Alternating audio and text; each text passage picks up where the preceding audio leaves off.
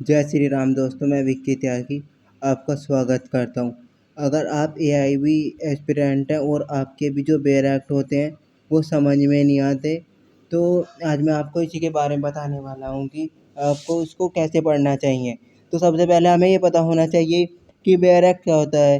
Bare act वे कानून होते हैं जो लेजिस्लेटिव द्वारा पास किए जाते हैं बिना किसी एक्सप्लेनेशन के।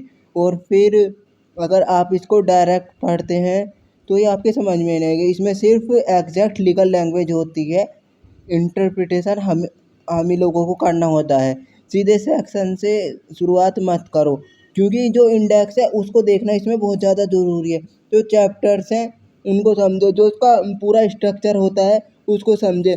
इससे दिमाग में पूरा मैप बन जाता है। हर सेक्शन को पार्ट्स में तोड़ो, यानी कि जो सेक्शन होता है उसके 3 या 4 पार्ट्स होते हैं। जैसे सबसे पहला उसका मेन रूल, फिर दूसरा होता है उसका प्रोविजो, फिर तीसरे नंबर पर आ जाती है इसकी एक्सप्लेनेशन।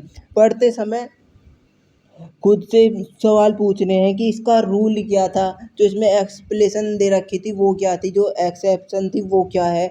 ये सारी चीज़ों पर ध्यान देना है हमको।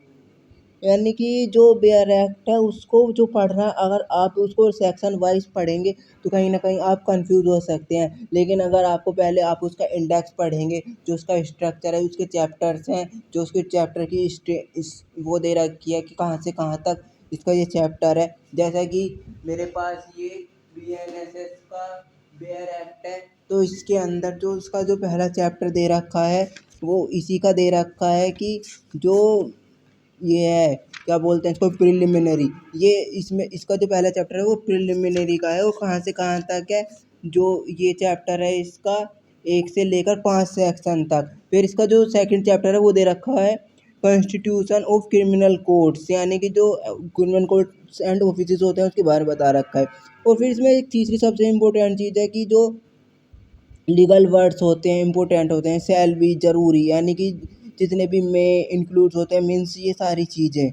और यही वर्ड्स एग्ज़ाम में एक वर्ड मैप बन जाते हैं, यानी कि जो फिर इससे एग्ज़ाम जो होता है अच्छा होता है। जो क्वेश्चन मेथड है उसको अपनाना चाहिए। सेक्शन पढ़ने के बाद खुद से पूछो ये सेक्शन क्या है, अलाउ बैन करता है, किस पर लागू होता है। यानी कि जितने BNS BSA होते हैं। और हमें एक काम और करना चाहिए कि हमें जो सेक्शन है वो पढ़ने चाहिए, लेकिन जो कंपैरेटिव चार्ट है वो उधर दे रखा है। जैसे BNS हो गया, CPC हो गई, CRPC हो गई, BNSS हो गया, BSA का इंडियन एविडेंस एक्ट के साथ। यानी कि जो कंपैरेटिव चार्ट है वो भी पढ़ना बहुत ज़रूरी है।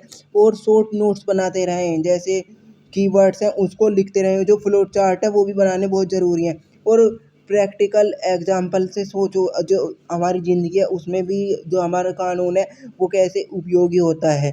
और जो कंपैरेटिव चार्ट्स हैं उनको भी पढ़ना बहुत ज़्यादा ज़रूरी है। रिवीजन सबसे ज़्यादा ज़रूरी है, यानी कि जो फर्स्ट टाइम पढ़ें तो जो कन्फ्यूज़न होती है वो होगी, फिर दूसरी टाइम पे हमें समझ में आना चाहिए कि हाँ भाई इसमें का जो प्रोसेस है ये है, ये CPC है, ये BNS है, ये BSA है। और जो थर्ड है इसका एग्ज़ाम स्ट्रेटेजी, जो बेयर एक्ट में मेन सोर्स है क्वेश्चन, जो वर्डिंग है। धन्यवाद।